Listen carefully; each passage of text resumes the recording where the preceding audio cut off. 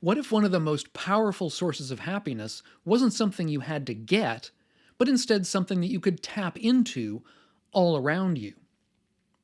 What if the secret was simply learning to enjoy other people's happiness? This is a central practice from early Buddhism.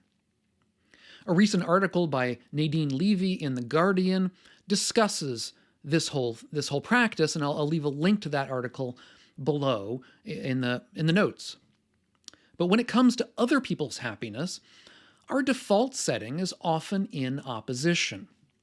We have a tendency towards what's known as the comparing mind.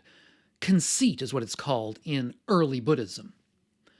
This is a kind of scarcity mindset where we feel that somebody else's success somehow diminishes our own or has to be understood in comparison to our own. This is only made worse in the age of social media, where it can feel like we're in constant competition with everybody. The solution to the problem, which I'm going to discuss in this video, is one of cultivating joy in the success and good fortune of others. It's a simple, a free, and a potentially transformative practice. It's not something about pretending. That's not what we're trying to do. Instead, it's about training the mind. In the earliest Buddhist texts, this practice had a name. It was called muditā, from the Pali language. While the term is often translated into English as sympathetic joy, the Pali word is somewhat simpler, meaning something more basic, just like joy or gladness or soft-heartedness.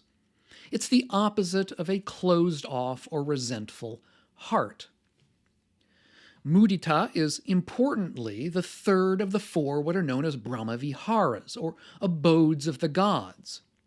That is, four mind states that we skillfully cultivate in Buddhist practice.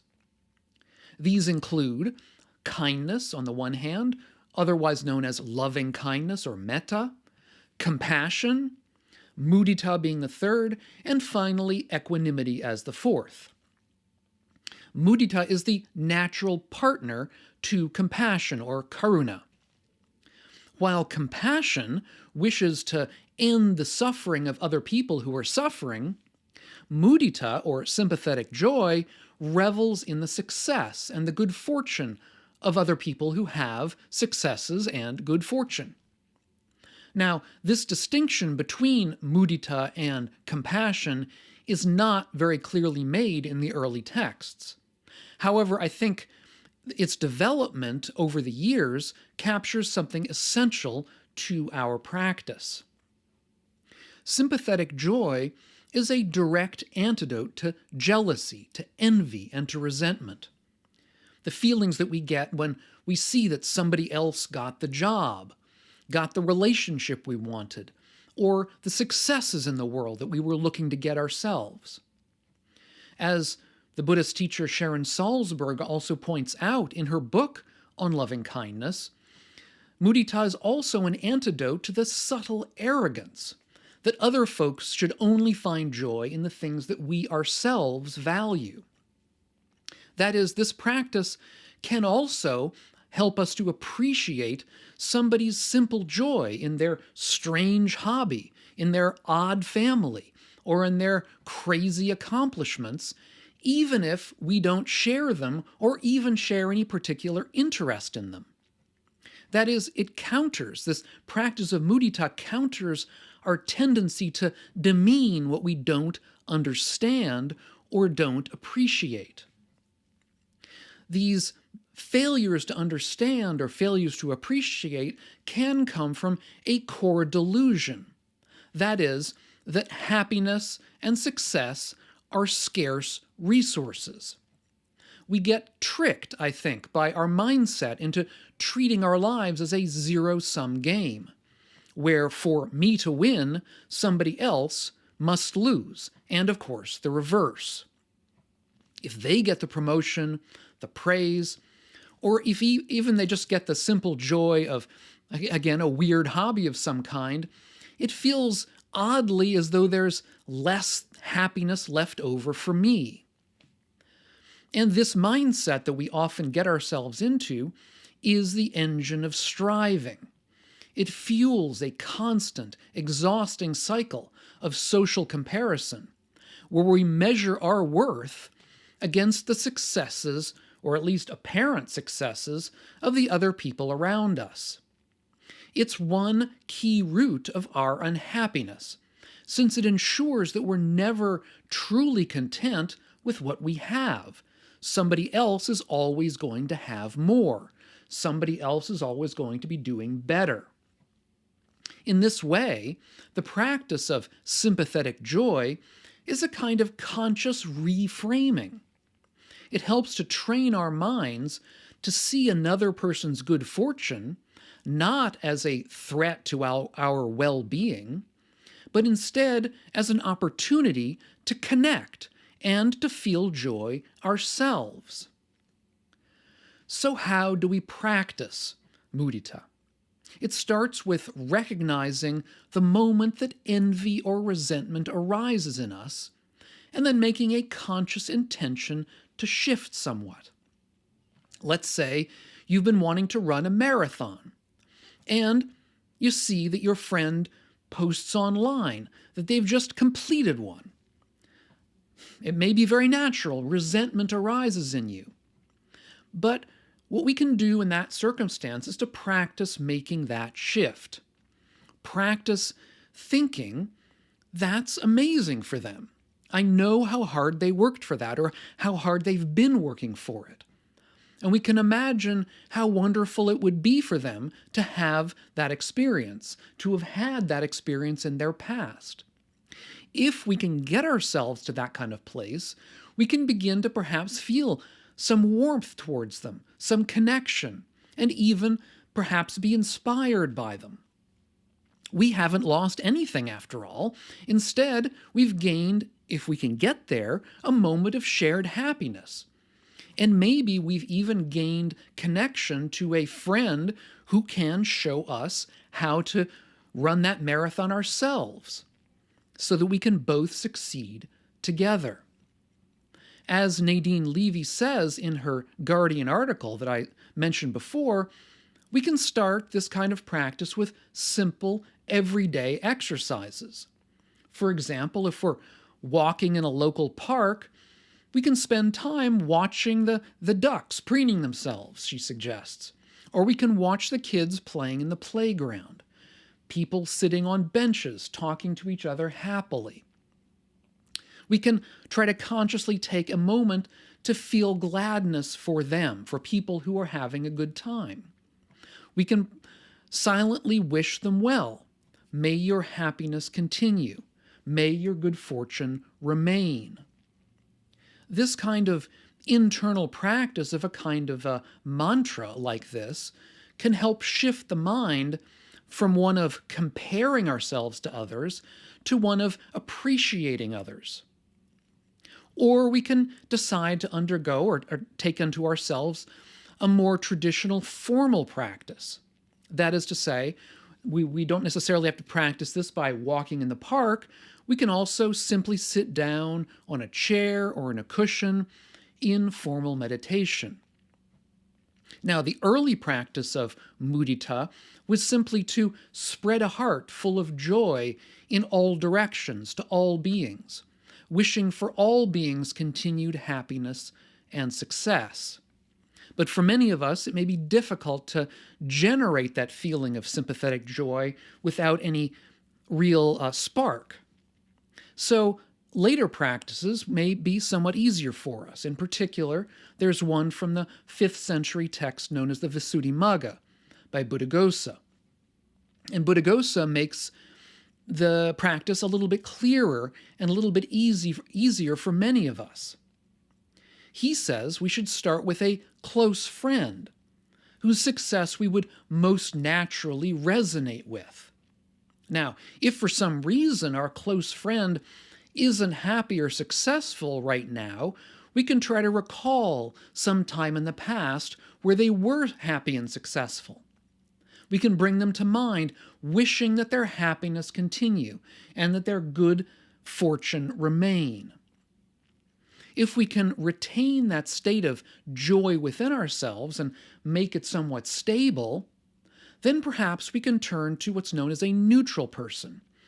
Let's say somebody that we see regularly during the month or during the week, but whose name we don't know. Perhaps it's somebody in the post office or somebody we run across in the grocery store from time to time. Let's try to extend the same kind of wish to them. If we're able to do that for a time and, again, stabilize that practice of joy towards somebody neutral to us, then we may consider moving on with our practice to the harder case. And this harder case is to try to extend the same feeling of sympathetic joy to a difficult or a hostile person in our lives. Now, I suggest not beginning with the most difficult or hostile person at first, because we'll probably not have success at that. But can we begin with somebody who's a little bit difficult, and at least come to see them as somewhat neutral, as a person that we see for once in a while in the grocery store and don't really care about? Now, this is indeed an advanced practice, but the aim eventually is to understand that even the success and good fortune of somebody who's difficult for us doesn't harm us. Their happiness is not our sorrow. Now, practices like these that I've been mentioning raise a couple of important questions. Namely, to start with, what are we going to do about issues of social justice? That is, are we supposed, therefore, to be joyful for people who succeed through some unjust system? But the key realization I think we have to have here is that compassion for those who suffer and joy for those who are doing well are not necessarily mutually exclusive. That is, as I've been saying, our world is not a zero-sum world. Indeed, this very article from The Guardian was brought to my attention by Anne Gleig, who's a scholar very active in social justice movements. That is, she sees, I think, at least that's my interpretation here, I can help see, I think, that muditā, this practice of sympathetic joy, can help prevent what's a very healthy activism from curdling into resentment and therefore burnout, by keeping the focus on creating a world where more people can be happy, not one in which we're all equally miserable through tearing each other down. The second problem comes when we consider people who have a kind of a malicious joy or happiness, what's sometimes known in German as Schadenfreude, that is, people who take joy in the pain and suffering of others. Are we supposed to be happy because of their kind of joy?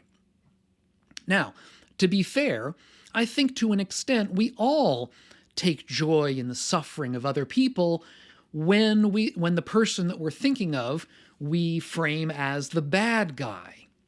When we think of the person, the bad guy, getting his comeuppance, we get a certain amount of what's known as, again, Schadenfreude, this kind of joy in the misery of this bad guy. To be fair, or I should say to be realistic, from a Buddhist psychological perspective, this joy, this Schadenfreude, is not true joy. True joy from a Buddhist perspective should be understood as naturally a wholesome experience. Instead, this kind of Schadenfreudic joy, we might say, comes from a mind that's subtly been corrupted and unhappy, as we all indeed are to an extent. And the appropriate response, therefore, to somebody who revels in the misery of others around them is not one of ratcheting up our own anger or our own malice to match their anger and malice. Instead, it should be one of compassion for the suffering that must lie behind such an unfortunate way of gaining pleasure. Now, note that I say we should have compassion for people who take joy in the suffering of others, but often this kind of compassion is very difficult to generate in ourselves.